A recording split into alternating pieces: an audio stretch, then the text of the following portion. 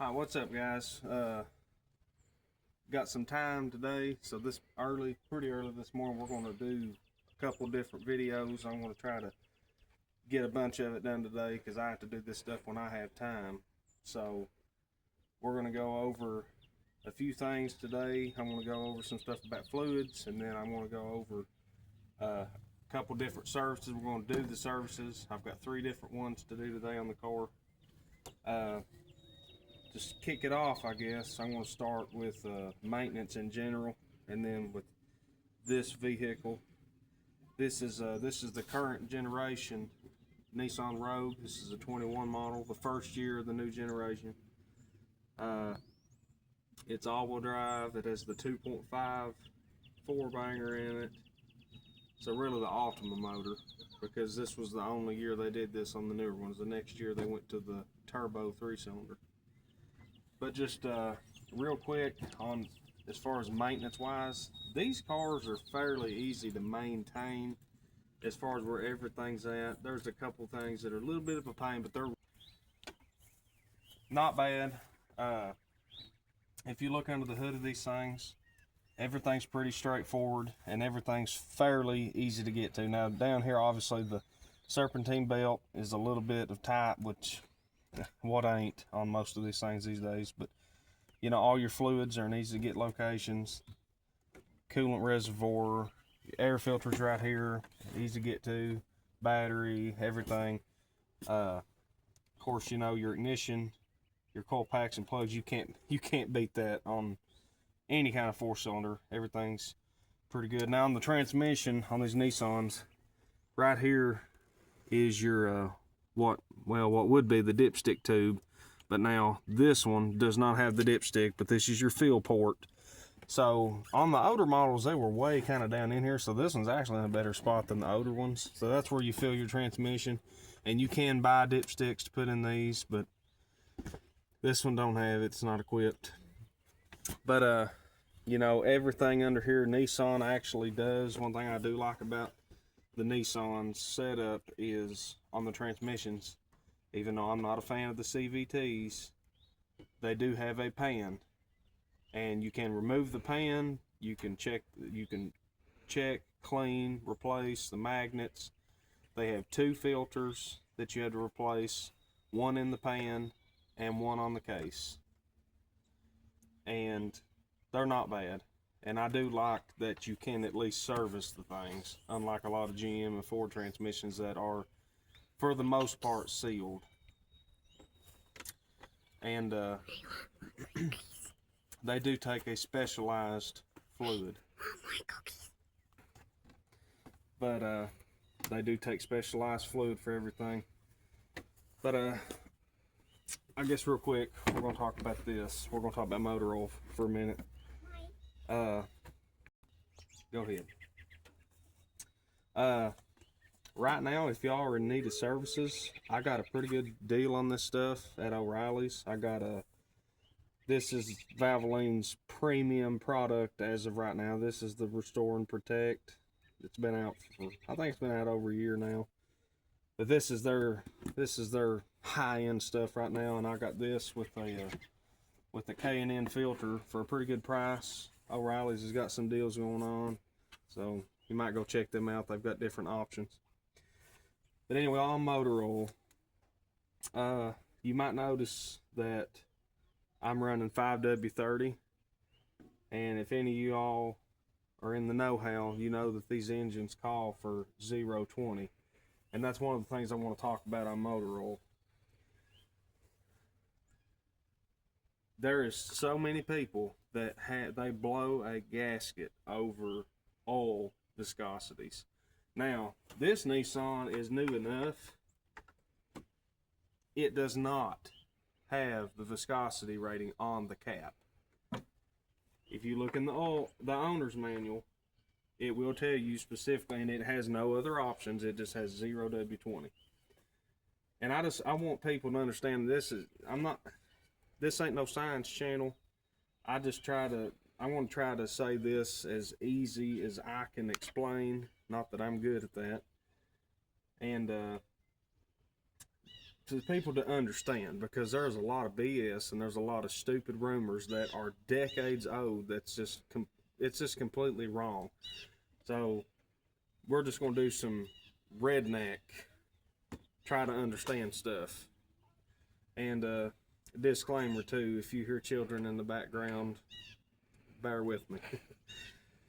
The manufacturers rate the motor oil for their engines, each specific engine, different models. All that crap is CAFE standards. That's what it is for fuel economy purposes. And there are so many people that would look at me and like, God, you're running 530 in a motor that costs 020. It's going to blow up. No, that's stupid. The reason that they want to run thin oils is to meet emissions standards. The thinner the oil, the better economy the motor's going to get, because the viscosity is less resistance. The motor can churn a little bit easier. You're going to get a little bit better efficiency. Nothing more. That is nothing. All this stuff that's been spread around for probably 20 plus years. Oh, barren clearances. That's bull crap. That there is nothing to that crap. All it is CAFE standards. You can run whatever motor oil you want. Just understand that it's a trade-off. You run thinner oil, you will get a little bit better efficiency of the engine, maybe even a little more power, because it, to a point, it does go hand in hand. But understand that with a little more efficiency, you're going to go down a little bit on protection and longevity. Now, not to the extreme, not saying, oh, running 020, your motor's going to blow up at 100,000 miles. No, not necessarily. Just because you're running the thin oil doesn't mean you're just wearing out the engine. But understand that no matter how good the oil is, no matter what the additive package is, you will not get the maximized life out of that engine running thin oils. I don't care how good they are.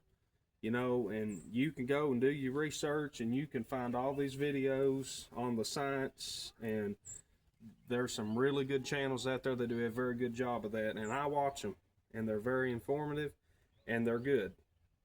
But just understand, real life scenarios. You run thin oil, you're not going to get as long an engine life.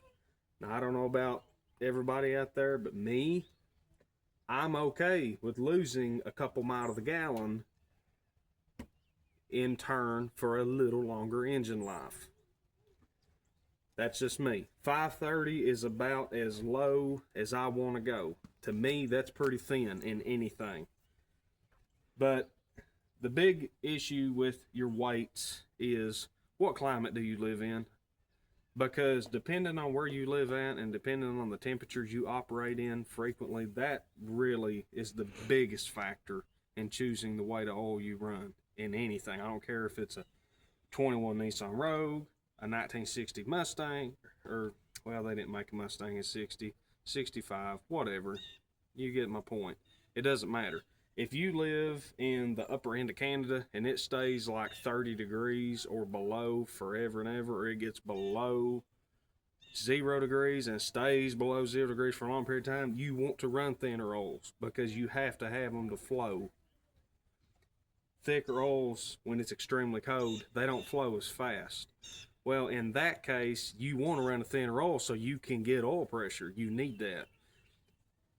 If you live down in Phoenix, Arizona, and it stays around 100 degrees or even a little more at a time, you're perfectly okay with running a really heavy oil, because that extreme heat, man, it's going to thin that oil out, and you want the maximum protection you can get in the hot extreme temp. So that's really what you want to choose. But what I want people to understand is, when you're choosing your oil, just understand how this works. And again, this ain't science class, so just simple, straightforward. Your W does not stand for weight. That stands for winter. Your oil viscosity, knowing how to read this, is going to be your best friend. W does not stand for weight, it stands for winter. Your first number, the lower the number, the better it's going to flow at colder temps, more or less. Okay, I'm not going to get into all the technicalities and stuff. The lower the number, the more it flows, the easier it flows at colder temps. The higher the number, the thicker it is at colder temps. So that's what they call your winter weight. That's when the oil is cold. Your second number is the same thing, but on the opposite, it's at temperature. This is your number at operating temperature when the motor's fully warmed up. The higher the number, the thicker the film at temperature. So if you're running, okay, this would be 5W30. This is what they call a multi-viscosity oil. So it has different viscosities at different temperatures. That's what that means. So you're a 5 winter weight when it's cold, but when it's warmed up, it's a 30 weight oil. That's your second one. 30 weight, 20 weight, 40 weight, 50 weight. That's what that means. So a 30 weight oil is going to have more viscosity, and you're going to have a thicker film at operating temperature than a 20 weight. 40 weight would be higher than 30, etc., etc. So that's how you read that. So I've been running this, not this brand, and like I said, I'm doing engine service, transmission service, and the rear diff service today. And all the products I have today are Valvoline, and that's not that I'm just a Valvoline fanboy. That happens to be what I have. And I'll end this one. We'll go on to another one, and that'll button us up for motor oil.